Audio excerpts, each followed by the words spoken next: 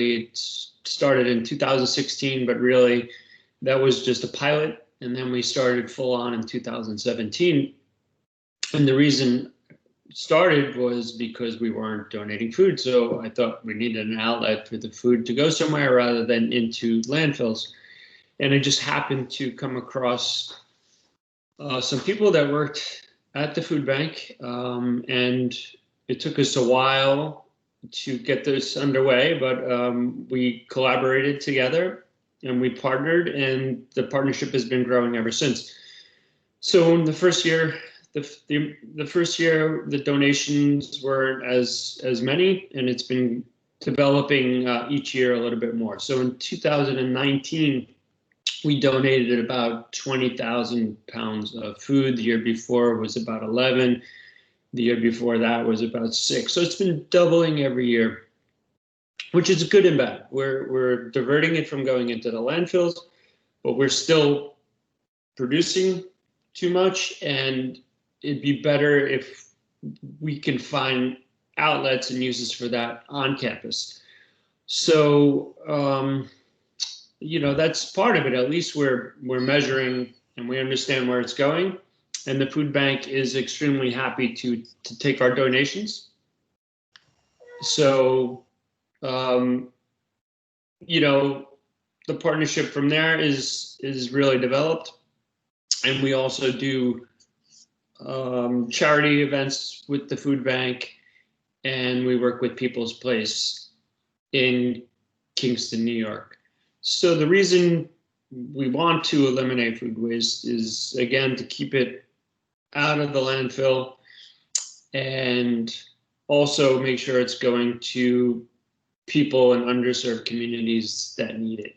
And COVID put a damper on there because we shut down operations for a little while. So, we won't be donating as much food as we did last year, but we're trying to do what we can.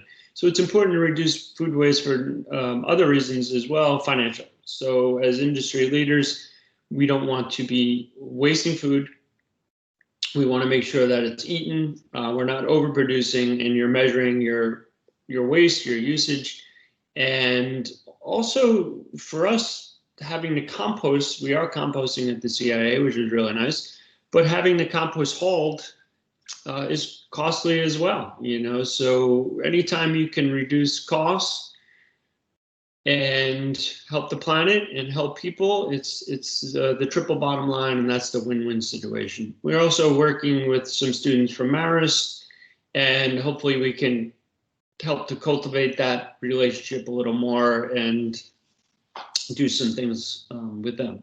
And of course, there are other institutions where we can send food, but the food bank seems to be a systematic way for us to do that presently.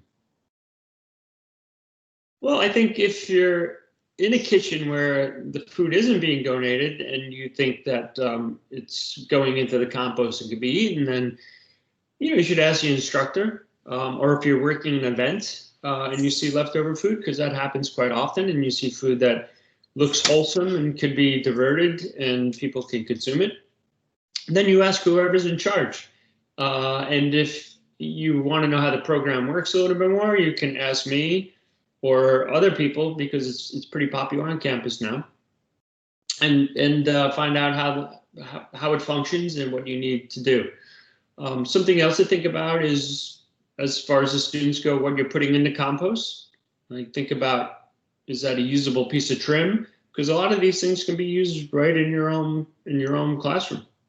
So before you decide to throw it into the compost or into the garbage, think about it, or even ask. Using your common sense. So if you've taken a class previously that that product could be useful, then you should suggest that and create those connections.